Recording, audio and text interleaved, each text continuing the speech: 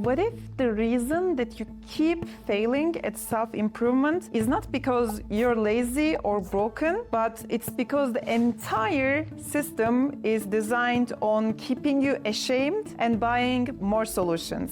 You try the routines, you try the habits, you try the motivational speeches that keep you motivated for exactly 3 days. But somehow you end up here again, stuck. And in that quiet moment, you blame yourself. I did that too. Today, I'm breaking down why shaming yourself into self-growth never really works. We have been sold a lie that being hard on yourself is actually being realistic. That if you hate your life strong enough, you will have the motivation to actually change. And this type of shame can bring quick results. You can maybe go to a gym for a week, or you can do a crash diet that gets you to lose weight, or you can pull an all-nighter for your creative project. You know it better than I do. It all comes crashing down. Decades of psychological research show that shame is a paralyzing emotion, not a motivating one. It triggers a threat response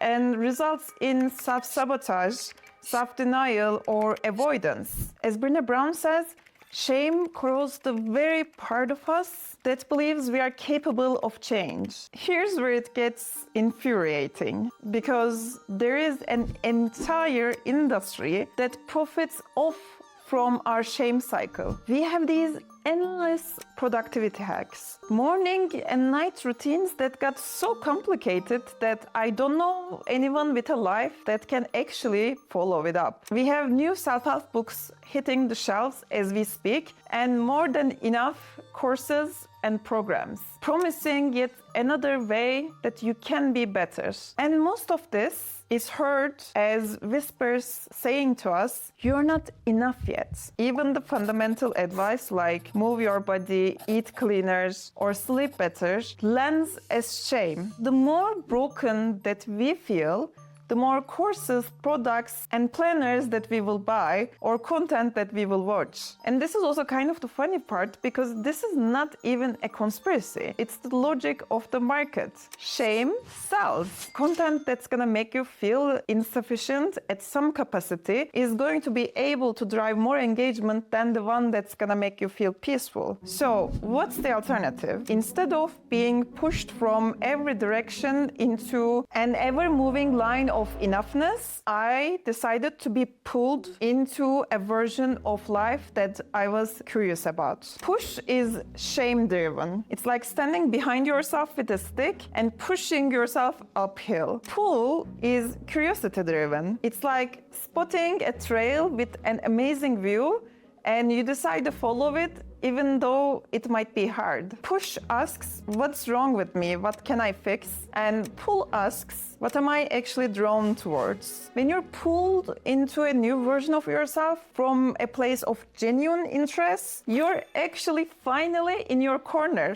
You're not trying to fix yourself, but you're actually preparing yourself for a version of life that you are curious about. Secondly, after I moved from shame-driven push version of self-growth into curiosity-driven pull version of self-growth, I then started to see the parts of myself that is resisting change as not lazy or broken, but as a scared kid. A scared kid that's trying to do new things and wants to take the lead in the school play this time, but just so afraid. If that kid came to you, would you really yell? Would you say, you're undisciplined? All the other kids can do this.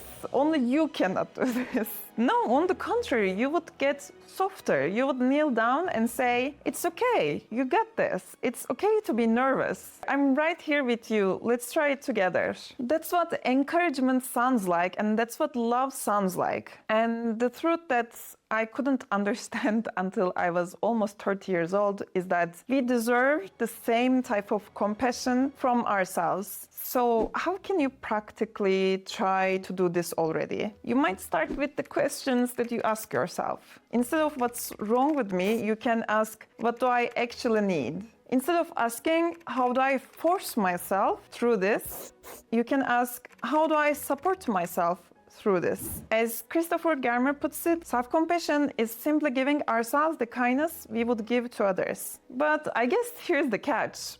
Self-compassion might not sell as much as shame does. And that might be the reason we don't hear about it as much as we hear about all the ways we can control our routines. This is where personal growth can become a gentle rebellion. We can finally say that we refuse to spend our lives chasing a moving target of better. And here's life's sweet irony. When you stop spending energy trying to shame yourself into self-growth, actually growth becomes inevitable. Because that energy finally goes into actual living, creating, and building. You don't actually have to shame yourself into self-growth. You can grow by seeing yourself as someone already worthy and choosing to live more fully because of it. And that's the rebellion that no industry can benefit from. So the real question is never how do I fix myself, but what becomes possible when I stop treating myself as a problem to be solved.